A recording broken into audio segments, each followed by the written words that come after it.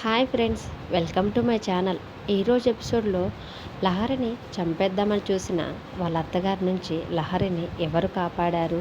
లహరిని చంపాలని చూసింది వాళ్ళ అత్తగారేనని లహరి తెలుసుకుందా లేదా అనేది ఈరోజు ఎపిసోడ్లో చూద్దాం. ఇక ఎపిసోడ్లోకి వెళ్తే శరణ్య, సమీర, సౌమ్య ఇద్దరు ఒక్కటే అని తెలుసుకొని వెంటనే సౌమ్య బండారాన్ని ఇంట్లో అందరి ముందు చెప్తే అత్తయ్య సౌమ్యని బతకనివ్వదు. ఇలా కాకుండా సౌమ్య తనంతట తానే ఇంటి నుంచి బయటికి వెళ్ళేలా నేను ప్లాన్ చేయాలని వెంటనే వినోద్కి ఫోన్ చేసి నేను నీతో కొంచెం మాట్లాడాలి, మనం కలుద్దామా వినోద్ అని అంటూ ఉండేసరికి అప్పుడు వినోద్ ఓకే మేడం కలుద్దామని చెప్పడంతో వినోద్ని కలవటానికి శరణ్య బయటికి వస్తుంది.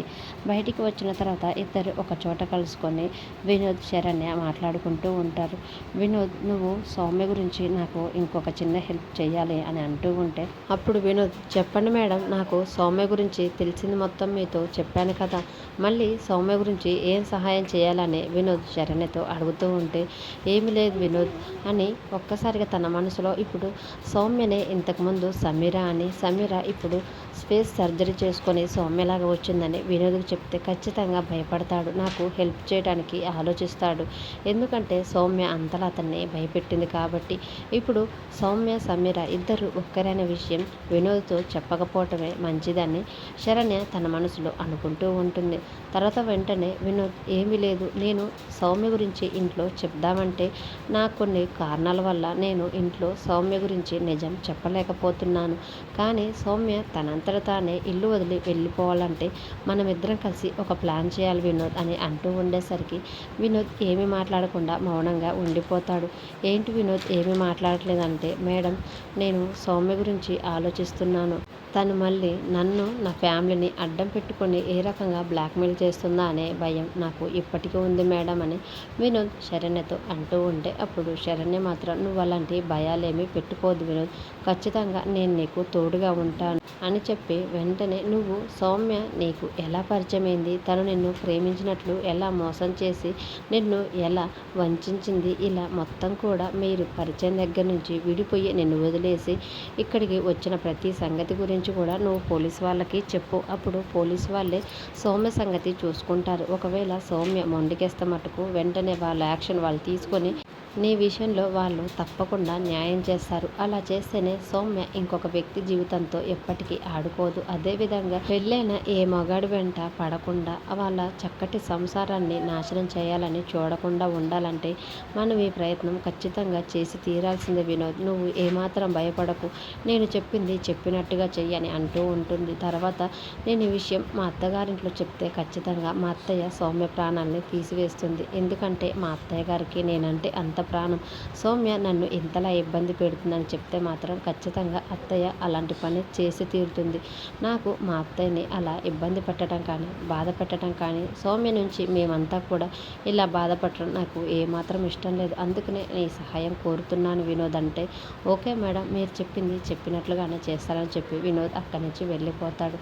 తర్వాత ఒసే సౌమ్య, ఎంత ధైర్యం ఉంటే నన్నే బ్లాక్మెయిల్ చేస్తావే, మళ్ళీ నువ్వు ఫేస్ మార్చుకొని వచ్చి నా ఇంట్లో మళ్ళీ నా మొగుడికి నన్ను కాకుండా దూరం చేయాలని చూస్తావా?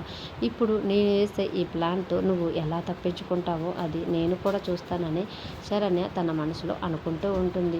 అలా శరణ్య నడుచుకుంటూ తన కార్ దగ్గరికి వెళ్తూ ఉండేసరికి అప్పుడు తనకి అంతకుముందు లహరి తన ఇంటికి వెళ్ళి వచ్చిన విషయం ఒక్కసారిగా తను వెంటనే ఇంట్లోంచి ఏమీ మాట్లాడకుండా వెళ్ళిపోయింది గుర్తుకొచ్చి, అసలు లహరి మొన్న ఏ విషయం గురించి ఇంటికి వచ్చింది, ఆ రోజు నేను తనతో సరిగ్గా మాట్లాడలేకపోయాను, ఒకసారి లహరి దగ్గరికి వెళ్ళి మాట్లాడేసి వద్దామని చెప్పి శరణ్య అక్కడి నుంచి లహరి వాళ్ళ ఇంటి వైపుకి వెళ్తూ ఉంటుంది. ఇంట్లో లహరి చాలా బాధపడుతూ ఆనంద భైరవి గారు డాక్టర్ గారితో మాట్లాడిన మాటలన్నింటినీ కూడా గుర్తు తెచ్చుకుంటూ చాలా ఏడుస్తూ ఉంటుంది. ఎలాగైనా లీలావతి అక్క గురించి, లీలావతి అక్క ఆరోగ్యం మరీ క్షీణించిపోయి ఇంకొన్ని రోజుల్లో చనిపోబోతుందని ఇంట్లో ఎవరికి తెలియకుండా కొంచెం జాగ్రత్త పడదాం డాక్టర్, మీరు కూడా సాధ్యమైనంత వరకు ఎవరికి చెప్పకుండా ఉండండి అని ఆనంద భైరవి గారు డాక్టర్ గారితో మాట్లాడిన మాటలన్నిటిని గురించి లహరి విని ఒక్కసారిగా ఆ విషయాలన్నిటినీ తలుచుకొని బాగా ఏడుస్తూ ఉంటుంది. అప్పుడు అది చూసి వాళ్ళ అత్తయ్య గారు, ఎప్పుడు చూసినా ఇది ఏడుస్తూనే ఉంటుంది, ఇంటికి వెళ్ళి కొన్ని డబ్బులు ఆస్తి పేపర్లు ఏమైనా తీసుకురావే అని పంపిస్తే వెళ్ళి వచ్చింది తప్ప ఒక్క ఆస్తి పేపర్ కానీ డబ్బులు కానీ ఏమాత్రం కూడా తీసుకురాలేదు. పైగా ఎప్పుడు చూడు కూర్చొని ఏడుస్తూనే ఉంటుంది. ఛీ, అసలు దీన్ని ఎలాగైనా ఇంట్లోంచి బయటికి పంపించేసి నా కొడుక్కి మరో పెళ్లి చేస్తే నాకప్పుడు మళ్ళీ మరింత కట్నం వస్తుంది. ఎలాగైనా దీన్ని వదిలించుకోవాలని చెప్పి ఏడుస్తున్న లహరి దగ్గరికి వచ్చి, లేవే లే, ఇంటికి వెళ్ళి డబ్బులు తీసుకొని రావే అంటే అది చేత కాలేదు. కానీ ఇలా కూర్చొని అయితే ఏడమంటే ఏడుస్తున్నావు. అసలు నువ్వు ఇంట్లో ఎందుకు ఉన్నావు? బయటికి వెళ్ళిపో, నా ఇంట్లో నువ్వు ఉండొద్దని చెప్పి లహరిని చాలా బలవంతంగా వద్దు అత్తయ్య అని లహరి అంటున్నా కానీ వినిపించుకోకుండా లహరిని ఇంటి బయటకి తీసుకొచ్చి నెట్టివేసి ఒక్కసారిగా తలుపులు వేస్తుంది.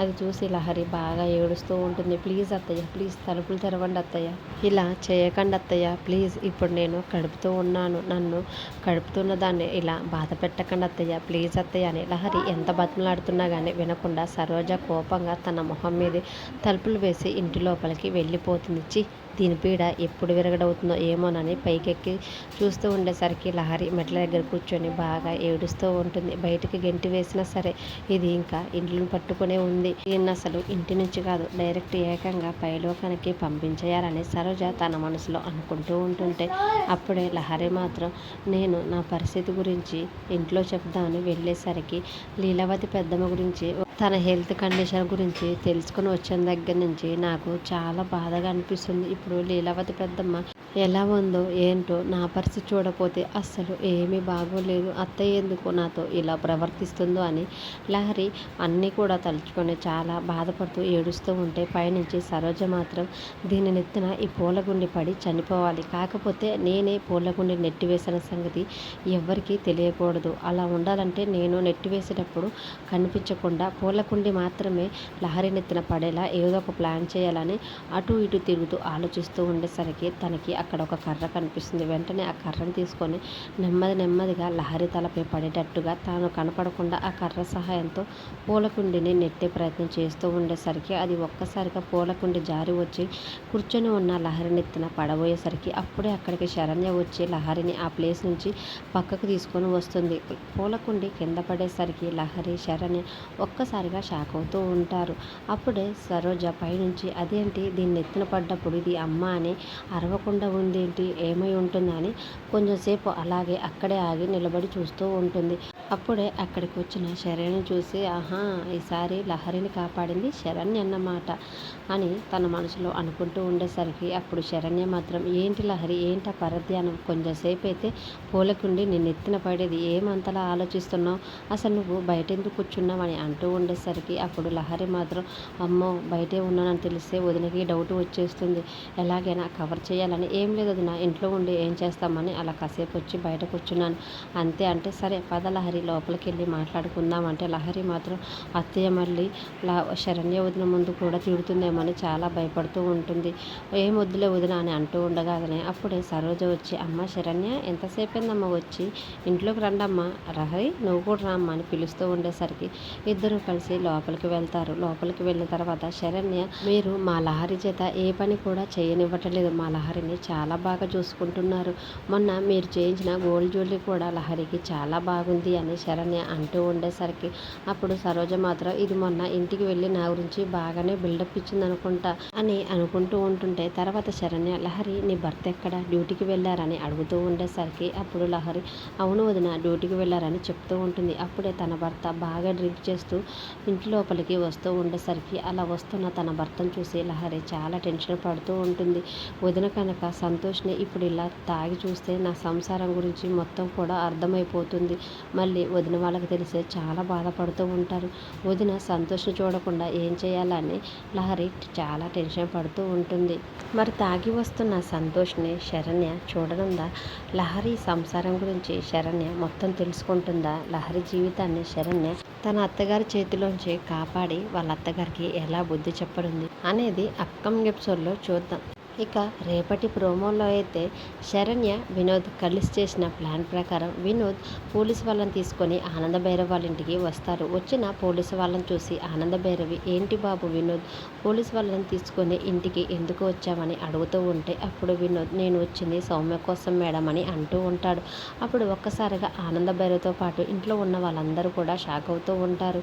సౌమ్య కోసం నువ్వు రావటం ఏంటి బాబు అని ఆనంద భైరవి గారు అడుగుతుంటే, సౌమ్య నా భార్య, నన్ను మోసం చేసి డబ్బు కోసం ఇంకొక వ్యక్తి వెనకాల పడి ఆశపడుతూ ఆ వ్యక్తి కోసం నన్ను వదిలేసింది. అందుకే పోలీసు వాళ్ళని తీసుకొని న్యాయం చేయాలని ఇక్కడికి వచ్చాను అని వినోద్ ఆనంద భైరవాలతో అంటూ ఉండేసరికి ఈలోపు శరణ్య వెళ్ళి సౌమ్యని పిలుచుకొని వస్తా అని చెప్పి పైకి వెళ్తుంది. అక్కడికి వెళ్ళిన తర్వాత సౌమ్య, నీ భర్త వచ్చాడు, నీ బంధువులందరినీ కూడా తీసుకొని వచ్చాడు, పద కిందికి రా అంటే అప్పుడు సౌమ్య మాత్రం లేదు, మీరంతా కలిసి మళ్ళీ ఏదో ప్లాన్ చేస్తున్నారు, నేను రాను అని మొండికేస్తూ ఉంటే అప్పుడు శరణ్య మాత్రం రావే, ఒకసారి కిందికి వచ్చి ఏం జరుగుతుందో చూడు అని సౌమ్యని బలవంతంగా తీసుకొని వస్తుంది. అప్పుడు వినోద్ సౌమ్యని చూస్తూ, సౌమ్య గురించి నాకు ఇంతకు ముందే తెలుసు, సౌమ్య నేను పెళ్లి చేసుకున్నాం, నేను తాళి కట్టిన భార్య, ఈ విషయం ఇంతకు ముందే చెప్దామనుకుంటే తను నా తల్లిని చంపేస్తానని బెదిరించటం వల్ల ఈ విషయం గురించి నేను ఎవరితో చెప్పుకోలేకపోయాను. అందుకే పోలీసుల సహాయం తీసుకొని సౌమ్యని నా భార్యగా నా దగ్గరికి పంపించమని అడుగుతున్నానని సౌమ్యని చూస్తూ అంటూ ఉండేసరికి వినోద్ మాటలకి సౌమ్య ఒక్కసారిగా షాక్ అవుతూ తర్వాత శరణ్య, ఇక చూడు సాక్ష్యాధారాలతో భలే దొరికిపోయావు కదా, ఇక నువ్వు ఇంటి నుంచి వెళ్ళే సమయం వచ్చింది, వెళ్ళిపో అని శరణ్య సౌమ్య దగ్గరికి వచ్చి అంటూ ఉంటే అప్పుడు లేడీ కానిస్టేబుల్ వచ్చి సౌమ్యని అరెస్ట్ చేస్తూ ఉంటుంది. అది కాదు నీ చెప్పేది వినండి అంటున్నా కానీ అప్పుడు పోలీసు వాళ్ళు మీరేం చెప్పాలనుకున్నా స్టేషన్కి వచ్చి చెప్పండి అని కానిస్టేబుల్ మీరు ఆమెని తీసుకొని రండి అని అంటూ ఉంటుంది. మరి సౌమ్య నిజంగానే పోలీసు వాళ్ళతోటి వెళ్ళిపోతుందా? ఇది శరణ్య వేసిన ప్లానేనని తెలిసి మళ్ళీ సౌమ్య ఎలాంటి ట్విస్ట్ ఇచ్చి తన్ను తాను ఎలా కాపాడుకుంటుందో అనేది అప్కమింగ్ ఎపిసోడ్లో చూద్దాం. వీడియో నచ్చితే ప్లీజ్ లైక్ చేసి మన ఛానల్ని సబ్స్క్రైబ్ చేసుకోండి. ఈరోజు సీరియల్లో మీకు ఏ భాగం నచ్చిందో కామెంట్ రూపంలో తెలియజేయండి. Thank you for watching.